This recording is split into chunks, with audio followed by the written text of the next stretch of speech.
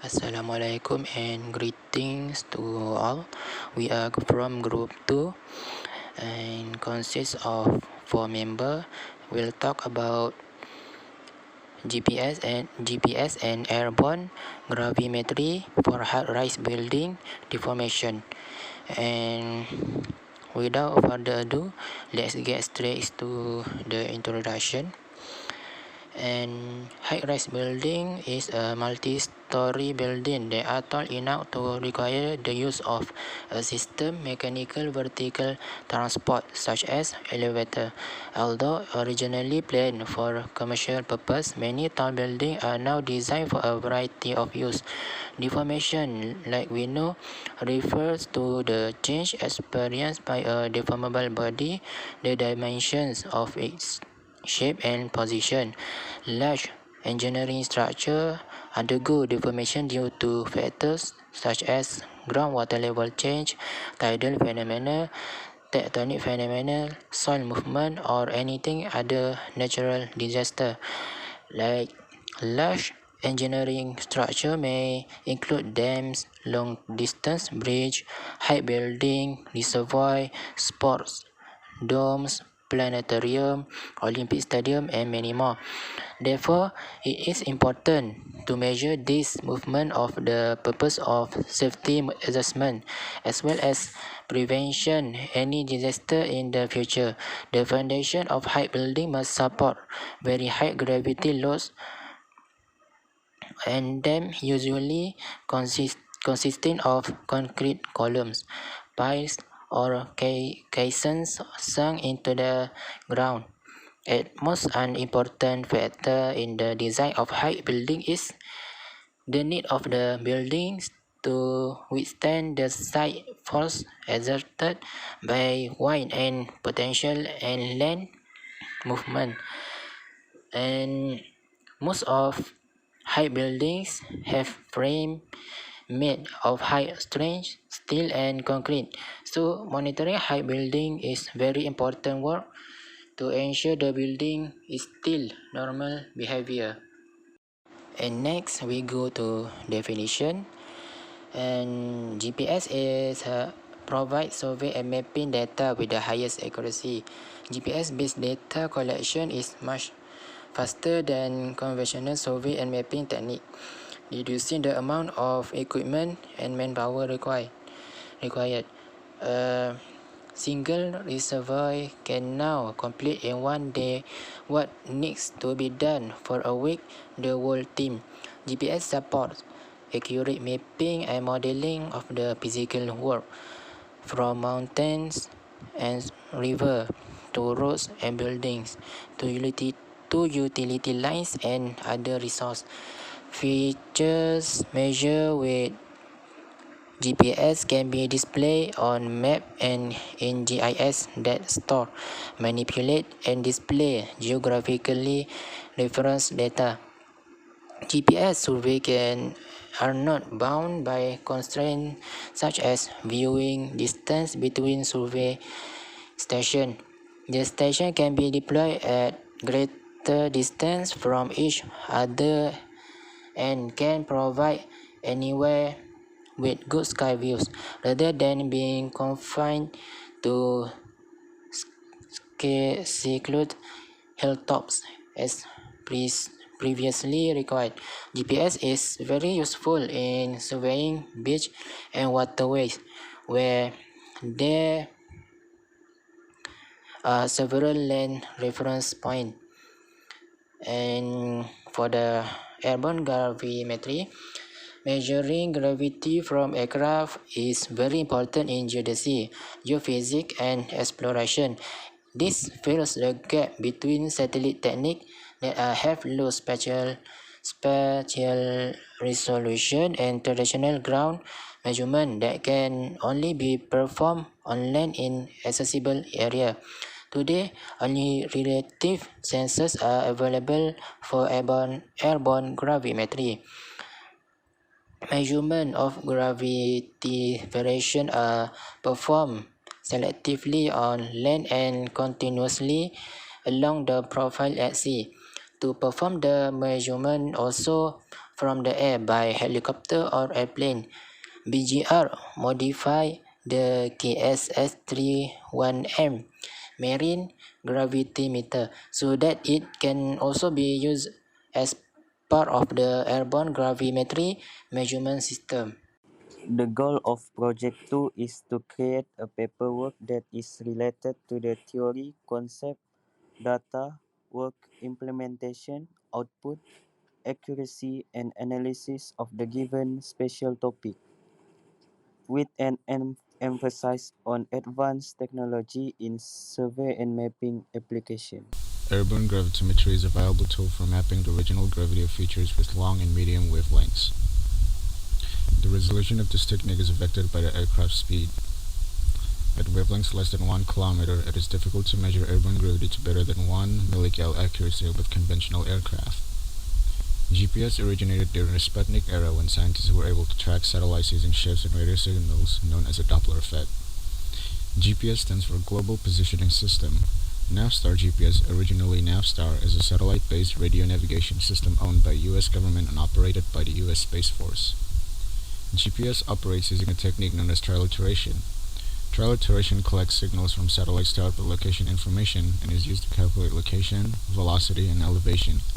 It is frequently confused with triangulation, which is used to measure angles rather than distances. Assalamualaikum and hi. My name is Muhammad Farhan Ismail bin Muhammad Zubair. I'm here to present about theory and concept. First, GPS. The GPS receiver calculates its own position and time based on the data received from the multiple GPS satellite. Each satellite carries an accurate record of its position and time, and also transmit the data to the receiver. The satellite carry very stable atomic clock that are synchronized with one another and with ground clock. Any drift from time maintained on the ground is correct daily. In the same manner, the satellite location are known with the great precision. Next type of data. In the GPS system, we have the almanac and the ephemeris. This data is continuously transmitted by the GPS satellite, and your GPS receiver collect and store this data. The almanac contains information about the status of the satellite and approximate orbital information. The GPS receiver uses the almanac to calculate which satellites are currently visible. GPS receiver require additional data for each satellite called the ephemeris. Your GPS receiver can use the ephemeris data to calculate the location of the satellite with a meter or two. Next, airborne gravimetry. The concept is a gravity sensor installed on a moving platform measure the sum of gravity and inertial acceleration of the system in the aircraft. The flight path has to be determined by a non-inertial system like satellite-supported GPS. Thus, the reduction of the vertical acceleration and the influence of the horizontal acceleration are important component of data processing. In airborne gravimetry, we have gravimetry data that assess in the field after each flight against quality criteria. These criteria include the estimate noise level of the gravity gradient and magnetometer data, positional accuracy of the GPS data, navigation performance of the inertial platform, and completeness of the laser scanner train data. Both raw and post-computational gravity gradient noise are assessed. Data are also processed in the field to the stage of composite line gradient data. Next is instrument that being used in this project and process of data. The GPS instrumentation that has been used is the Leica 500 system, and the observed data will be processed using specific software or program developed. The developer program will read the data input from GPS receiver for post-processing and performing deformation analysis with the help of Kalman filter. This program still needs to be improved in order to perform better deformation analysis. The deformation is deleted. The deformation is detected according to the calculation result from program developed for RTK point position. The position data will analyze in the developed program. Each point data will be analyzed beforehand, moved to the next position data that's set to the same point. From here we can see for diagram 1 shows the global test and single point test for a set of position data. If the global test is passed, then the single point test will be run. If the global test fail, the data processing will skip the single point test and analyze the next position data set and so on. If all statistical tests of the 6 components are smaller than the t-table, then it can consider to have no deformation. If one of the 6 components has a value greater than the t-table, there is a some shift on the matter. Meanwhile, we look at diagram 2 shows the deformation detection graph. Suppose the waveform in the graph is systematic and consistent, then it can be defined that the point is stable. However, if the waveform is in the graph it change from its original consistent path and becomes consistent in the new path, then there are several recognizable deformation happen. And next we look at methodology of work. As we can see here, this is a flow chart of how they conduct the work to measure the deformation problem. To calculate the movement of high buildings, it is necessary to calculate the monitoring points coordinate time series. For the purpose, the coordinate point series of the monitoring point is obtained by customizing a GPS monitoring network consisting of 3 reference station and 1 monitoring station in every edge. According to the time series of the coordinate According to the time series of the coordinate of the monitoring point, the outdoor is able to analyze the horizontal motion of a very high building and its influence on the vertical reference contagion. A flow diagram of the processing strategy is shown, as we can see here.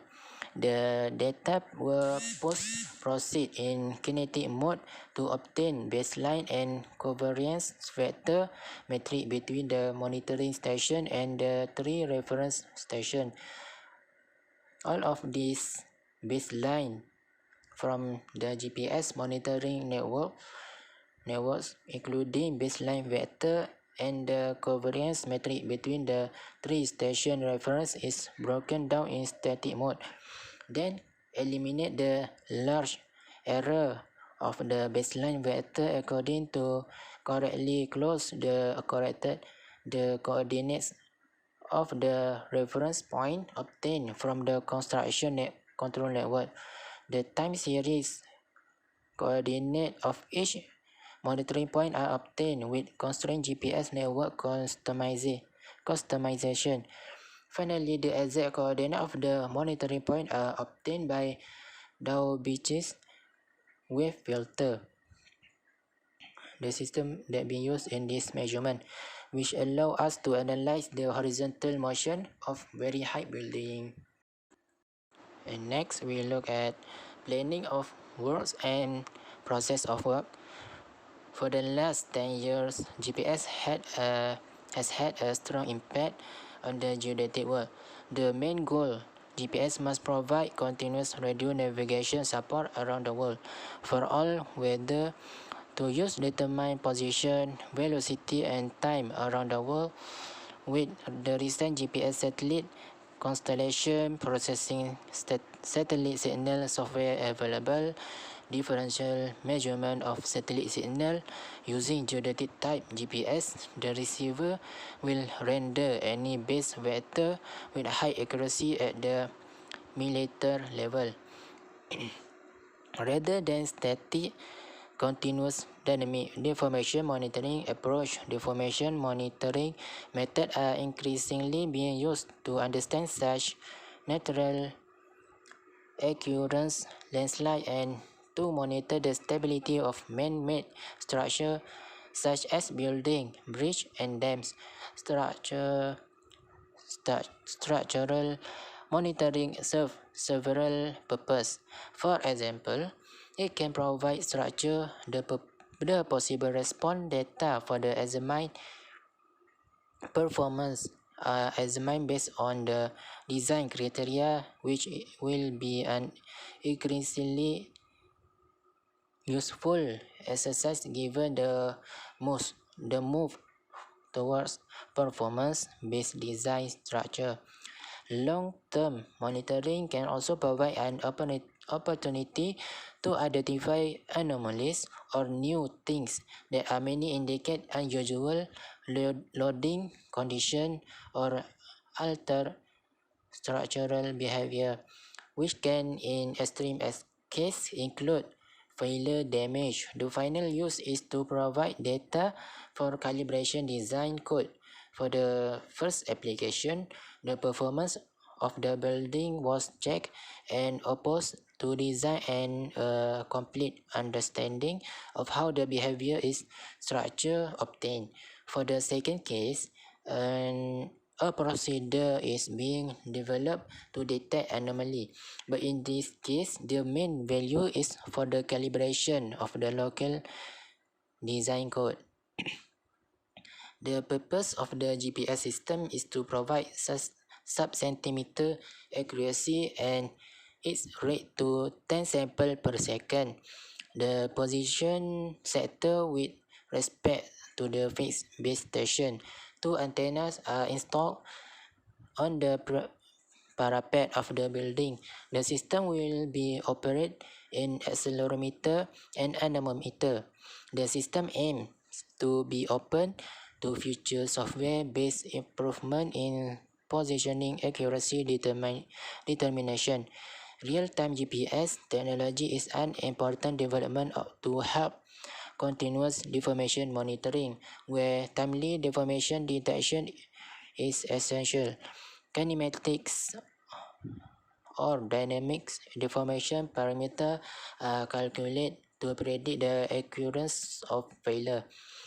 And the Kalman filter that being used in this measurement is designed to estimate linear dynamic system. It provides a method for optimally combining all information available up to and including the latest measurement times to provide estimate at the time. In addition to measurement information on dynamics process, statistic of disturbance involved, and a priori knowledge of the amount of interest included in the problem formulation. We can see here this is an example of deformation problem calculation result of how they conduct the measurement from the first station to the end. Alright, so now we can look the accuracy and analysis of GPS and airborne gravity. The speed accuracy of GPS depend on many factors. The government provide the GPS signal space with a global average user range rate error. In June 1995, a flight test was carried out over the Rocky Mountains to assess the accuracy of airborne gravity for geodetermination. The gravity system consisted of strap-down inertial navigation system (INS), 2 GPS receive with zero baseline, and the airplane multiply GPS master session on the ground and data login system. The evolution of the internal and external accuracy is based on repeat flight and comparison with upward continued ground gravity using a detailed terrain model. Major difference in the aero model of the two approach, the RISG method, and can use effective reliability check of the SISG method. Alright, for airborne gravity, using a combination of GPS and strap-down inertial measurement unit (IMU) is a well-known method. Okay, we will present a preliminary result of a flight compile that was carried out in a Cessna 172 with a navigation grade IMU over a region in the German Alps.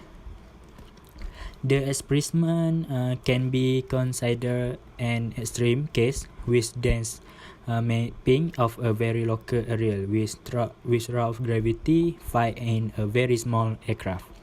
The recovered gravity disturbance along the trajectory is checked for internal consistency at crossover point.